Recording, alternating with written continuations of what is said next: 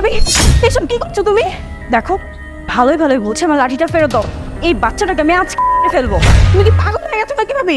নিজের সন্তানকে যাচ্ছ? সুমিত আমাকে একদম বাধা দেবে না। তোমাকে বলেছি আমার লাঠিটা ফেরত দাও। ওকে আমি আজ ওর মতো বাচ্চার আমার কোনো দরকার নেই। আরে ভাবি আপনি পাগলের মধ্যে সব কি বলছেন? নিজের বাচ্চাকে নিচে ফেলে দিতে যাচ্ছেন তার কি মাথা খারাপ হয়ে গেছে নাকি? দেখুন ও কিভাবে কান্না করছে। এসব কি করছো তুমি? পাগল হয়ে গেছো? তোমার এত বড় সাহস, তুমি আমার বাচ্চা চাইছো?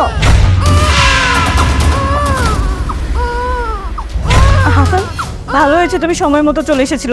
তোমার বোন কি করছিল জানো? তোমার বোন এখনই আমাদের বাচ্চাটা চেয়েছিল। ও আমাদের বাচ্চাটাকে এই সিঁড়ি থেকে ফেলে চেয়েছিল।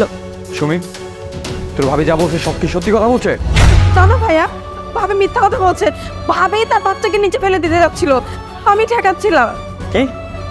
এই তোমরা দুজন কি শুরু করেছো? হ্যাঁ, তুমি ওর দোষ দাও, ও তোমার দোষ দেয়। তোমরা বাচ্চাকে এইভাবে নিচে ফেলে এরকম মানে ফাইজলামি করতেছো? তোমাদের উদ্দেশ্যটা কি বলো আমাকে?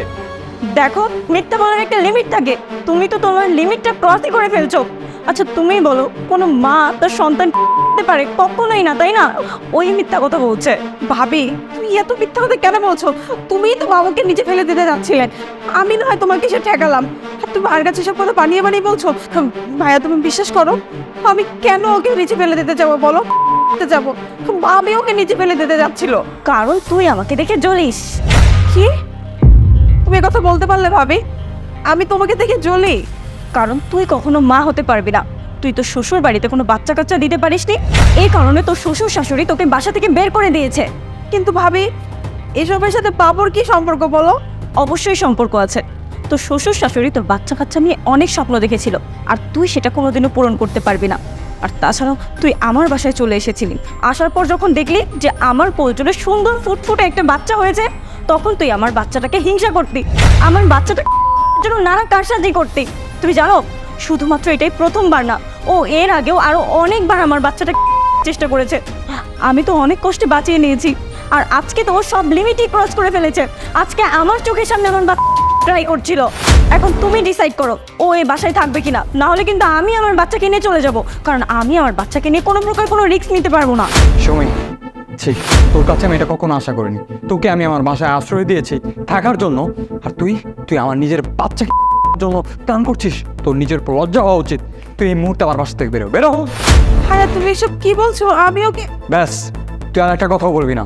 তোর শ্বশুর বাড়ি থেকে যখন তোকে বের করে দেয়, তখন আমি নিজে তোকে আমার বাসায় আশ্রয় দিই। আশপাশের মানুষ পরিবার কতজন কত কথা বলেছে তোকে বাসা রাখার জন্য, কিন্তু আমি কারো কথা মানিনি। সবার কথা উপেক্ষা করে তোকে বাসায় আশ্রয় দিয়েছি, তোর ভালোর কথা চিন্তা করে, তোর মঙ্গলের কথা চিন্তা করে। আর তুই, তোর মধ্যে বিন্দু পরিমাণ কোনো বিবেক নেই। তুই নিজের ভাইয়ের বাচ্চাকে প্ল্যান করছিস। তোর মতো মেয়েকে আমি আমার বাসায় আশ্রয় দিব না। তুই এই মুহূর্তে আমার বাসা থেকে বের হবে।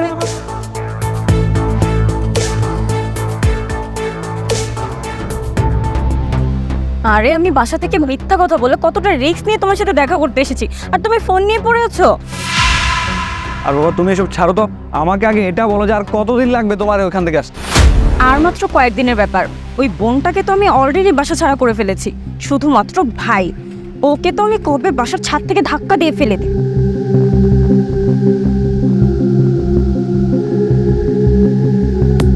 তারা আবার আসবেন। আর ওই যে বাচ্চা? আরে বোন যখন নেই, ভাইও থাকবে না কিছুদিন পর, তখন ওই বাচ্চাটাকে আমি কোনো একটা ডাস্টবিনে ফেলে দেব, আর তারপর ওর যা যা সম্পত্তি আছে সব কিছুর মালিক শুধু তুমি আর আমি। আরে এটা তো ভাবি, আর ভাবির সাথে ওই ছেলেটাকে। ওকে ঠিক আছে।